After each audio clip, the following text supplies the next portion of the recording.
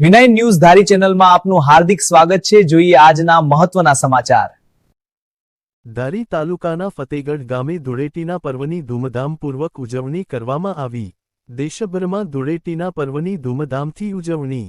ફતેગઢ ગામે રંગોના પર્વ એટલે કે ધૂળેટીની નાના બાળકો તેમજ યુવાનો દ્વારા ભારે ઉત્સાહ અને ઉમંગ સાથે ઉજવણી કરવામાં આવી।